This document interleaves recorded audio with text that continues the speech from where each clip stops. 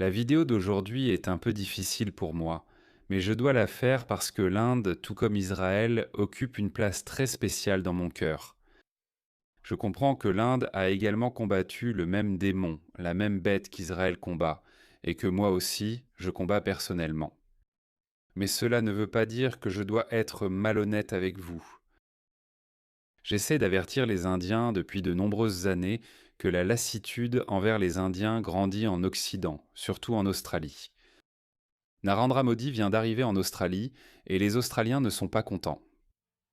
Les Australiens disent bon, que les Indiens envahissent l'Australie. Maintenant, si vous êtes Indien, vous diriez eh bien, quel est le problème avec ça? Eh bien, je suis désolé de vous l'apprendre, mais l'ère du multiculturalisme touche brutalement à sa fin. Oui, les islamistes sont les exemples négatifs les plus visibles du multiculturalisme, mais le multiculturalisme dans son ensemble ne fonctionne pas. Une façon de dire que le multiculturalisme échoue, c'est d'observer la loyauté que les immigrés gardent envers leur culture d'origine. Je l'ai déjà dit. Je pense que l'époque est révolue où, lorsque vous vivez en Grande-Bretagne ou en Australie, mais que lorsque votre pays d'origine rend visite à l'Australie ou à la Grande-Bretagne, au lieu de soutenir votre nouveau pays d'adoption, vous soutenez votre pays d'origine. Et nous avons vu cela même chez les deuxième et troisième générations d'Indiens, de Pakistanais et de Bangladais. Encore une fois, je ne vise pas des individus en particulier. Cela montre essentiellement comment, encore une fois, je ne vise pas des individus en particulier, mais je veux simplement souligner que l'idée du multiculturalisme ne fonctionne pas. Maintenant, cela ne veut pas dire que des Indiens brillants n'ont pas énormément contribué à l'Amérique. Nous avons vu cela en Amérique, nous avons vu cela en Grande-Bretagne, nous avons vu cela en Australie. Je peux vous montrer de bonnes statistiques. Les Indiens, constamment, pour une raison quelconque, parmi tous les groupes issus du tiers-monde, les Indiens sont les seuls à payer plus d'impôts, qui dépendent le moins de l'aide sociale. Et ils sont toujours sous-représentés en ce qui concerne la criminalité ou la population carcérale. Regardez ça. Les groupes ethniques indiens, chinois et blancs affichaient les revenus médians les plus élevés en Grande-Bretagne, avec les Indiens en tête. Et qui est en bas? Les Pakistanais et les Bangladais. D'accord, ça c'est juste le Royaume-Uni. Laissez-moi vous montrer l'Amérique. Regardez ça. Les Américains d'origine indienne sont en tête en ce qui concerne le revenu médian des ménages américains, 126 000 dollars. Alors laissez-moi vous montrer une autre statistique. Et c'est pareil en Australie d'ailleurs. Regardez la consommation d'aide sociale. L'Inde n'est pas sur cette liste. Demande d'allocation pour 1000 personnes par nationalité au Royaume-Uni. Regardez, les Indiens ou Hindous sont sous-représentés. Seulement 0,4% d'entre eux sont incarcérés, bien en dessous de la moyenne nationale. Donc oui, les migrants indiens sont les meilleurs du groupe, d'accord, parmi tous les migrants venus du tiers-monde. Même si vous les comparez aux migrants des pays du premier monde, ils surpassent encore les autres immigrants sur de nombreux critères. Mais cela ne veut pas dire que le multiculturalisme fonctionne en soi, ou que cela ne veut pas dire que la population locale ne devrait pas s'inquiéter de l'inondation d'une culture étrangère, qui est indienne. Par exemple, laissez-moi vous montrer ceci. Il y a une croyance répandue qu'en Australie, il y a une pénurie de logements à cause de l'arrivée excessive de migrants venant d'Inde. Regardez ceci. Ceci est une vente aux enchères à Adélaïde. Observez les gens, la majorité sont indiens. Je ne vois aucune personne blanche, ce qui pousse les gens à devenir hostiles à l'immigration. C'est pourquoi des partis de droite comme One Nation gagnent en popularité. Ils ne sont pas seulement anti-islam, le multiculturalisme échoue. Et les gens en Australie devraient aussi s'y opposer, même si vous êtes un immigrant, parce que c'est tout l'intérêt de l'immigration. Vous devez montrer de la loyauté envers le pays dans lequel vous vivez. D'accord. La dernière fois que le Premier ministre Modi est venu ici, c'est un bon point soulevé par le cyberpunk Dingo. Encore une fois, ne le prenez pas mal, chers Indiens. Tout comme vous avez le droit de protéger votre culture et votre mode de vie, et vous l'avez fait extrêmement bien en Inde. Vous êtes la seule culture survivante qui a été envahie par l'islam, et pourtant vous avez préservé votre identité. De la même manière, toutes les autres cultures ont le droit de protéger leur mode de vie. Regardez bien ceci. La dernière fois que Modi est venu, j'ai trouvé ça absurde. Un stade entier était rempli de personnes soi-disant assimilées, montrant leur loyauté à un dirigeant étranger. Voici donc sa tournée actuelle. Regardez, Je vais vous montrer le reportage de Channel 9 sur le voyage du Premier ministre Modi. Melbourne se prépare à accueillir le premier ministre indien qui atterrira ici dans quelques heures. Narendra Modi effectue une visite de 3 jours, rencontrera Anthony Albanese et s'exprimera devant un Marvel Stadium comble. Reportage d'Edward Godfrey. On dirait des préparatifs pour un concert, mais ce n'est pas un spectacle. C'est encore plus grand. C'est une occasion phénoménale. C'est un événement mémorable. Le Premier ministre indien Narendra Modi accueille l'événement à Melbourne, rejoint par notre Premier ministre. Il y aura toute une série d'annonces que nous ferons ensemble. L'Inde est un partenaire tellement important pour l'Australie. La visite du Premier ministre Modi a suscité un pèlerinage transfrontalier, un convoi venant d'Adélaïde. Lors de sa dernière visite en Australie en 2023, il a salué un stade de Sydney rempli de 20 000 personnes. Il y a 20 000 personnes. Permettez-moi de vous poser une question. Je le sais parce que la culture indienne n'est pas fondamentalement opposée à la culture occidentale. Les Indiens ne font pas le genre de choses que font les musulmans. Il n'y a pas d'épidémie de mariage d'enfants ou quoi que ce soit d'autre, mais cela reste une culture différente. C'est quand même... D'accord, je vais vous en parler. La fraude est très courante, c'est pourquoi même l'Inde démantèle beaucoup de réseaux de faux diplômes, des réseaux criminels venus d'Inde. Il y a eu un rapport récemment où beaucoup de soi-disant médecins indiens étaient en réalité de faux médecins. Maintenant, je comprends cette culture. Je comprends en fait la culture du tiers-monde. C'est très facile. Soudoyez les fonctionnaires du gouvernement. Soudoyez même les entreprises privées et vous pouvez tout obtenir. Donc, quand vous avez un afflux soudain de personnes venant d'Inde, ils vont aussi apporter ces valeurs culturelles. Jeter des déchets en est un exemple. Combien de vidéos avons-nous vues d'Indiens ou de Pakistanais jetant des déchets dans la rue? Voilà pourquoi cette lassitude grandit. Et à l'époque, c'était les meilleurs d'Inde qui venaient en Australie, c'est pourquoi je pense que beaucoup d'immigrants disent aussi qu'il faut arrêter l'immigration. Regardez ce sondage. Ce sondage a été réalisé récemment. One Nation, regardez ça. Autre langue parlée à la maison. 35% des Australiens bilingues, ce qui veut dire qu'ils sont des immigrés. 35% souhaitent voter One Nation, soit le taux le plus élevé parmi tous les partis. Le Parti travailliste et les Verts arrivent en deuxième position, mais ils sont loin derrière, avec 21%. Donc, beaucoup d'immigrés se rendent aussi compte que de nombreux immigrés, évidemment pas la majorité, parce que c'est encore 35%, pas 50%. Les immigrés se rendent aussi compte que cette immigration doit ralentir, mais ce que Narendra Modi demande, c'est d'accélérer le programme de visa pour les Indiens. Il demande au gouvernement australien d'assouplir les conditions de visa pour les demandeurs indiens. Pourquoi? Eh bien, tu sais ce qui se passe? À cause de cela, voilà ce qui arrive. Ce gars-là est un patriote et il a chahuté le Premier ministre Modi.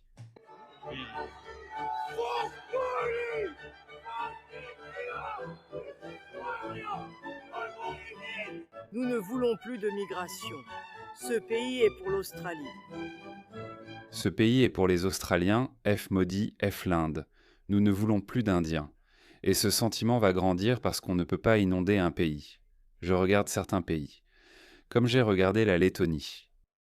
Il y avait tant d'Indiens que même les Lettons se demandaient qui les laissait entrer. On ne peut pas submerger une culture avec des personnes venues d'Inde ou issues d'autres cultures, pas seulement d'Inde. Eh bien, comme je l'ai dit, oui, les Indiens d'Inde ne représentent pas un risque pour la société. Les Indiens ne sont pas autant un risque sociétal que les islamistes. Mais si beaucoup d'Indiens viennent en Australie, alors la culture australienne sera diluée, ce à quoi, évidemment, la population locale va réagir. Et je dis toujours ceci. L'Australie devrait rester à 90% blanche. Elle devrait rester à 90% blanche. Quiconque dit le contraire est un traître à l'Australie. Écoutez ce type. Modi est ici pour s'assurer que sa diaspora continue d'envoyer de l'argent au pays. On appelle ça des transferts de fonds. Et c'est un transfert direct de richesse des poches des Australiens vers le développement d'États étrangers. L'année dernière, 56 milliards de dollars de transferts de fonds sont sortis du pays, dont 11 milliards vers l'Inde. Ce sont des milliards de dollars de capitaux qui ne sont pas restés pour développer une entreprise australienne, ni pour financer les infrastructures australiennes. Et cela n'est certainement pas revenu dans notre propre économie. D'accord, c'est un argument stupide. D'accord, c'est vraiment un argument très stupide. Donc ces personnes envoient au pays l'argent qu'elles gagnent ici en Australie. Et l'Australie n'a pas d'excédent de main-d'œuvre. D'accord. Nous avons effectivement une pénurie légitime d'infirmières, de médecins et d'autres professions. Même les ouvriers qualifiés sont trop peu nombreux en Australie. Qu'est-ce qu'on fait de ça? Devrait-on leur offrir une voie vers la résidence permanente australienne ou la citoyenneté? Non. Nous devrions leur accorder des visas de travail comme le font les Émirats arabes unis et d'autres pays du Golfe. Faisons-les venir, laissons-les travailler parce que nous avons besoin de main-d'œuvre. Nous avons besoin que le travail soit fait. Nous en avons besoin. Donc payez-les un salaire équitable et ensuite ne leur donnez pas de voie vers la citoyenneté.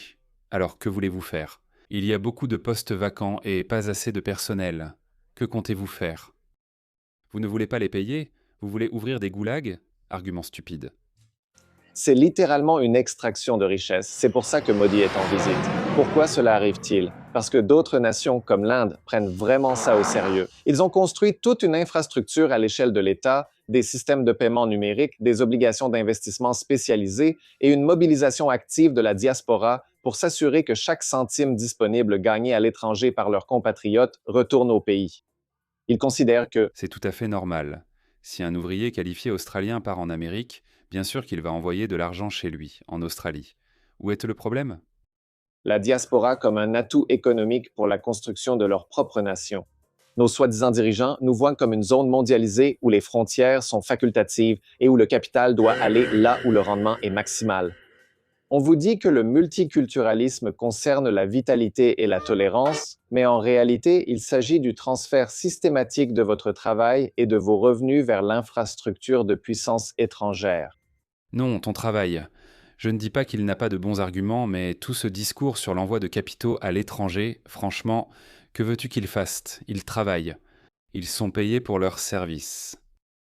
Quand près de 2% de notre PIB total quitte le pays sous forme de transferts privés, ne t'étonne pas si les infrastructures s'effondrent ou ne sont même pas construites.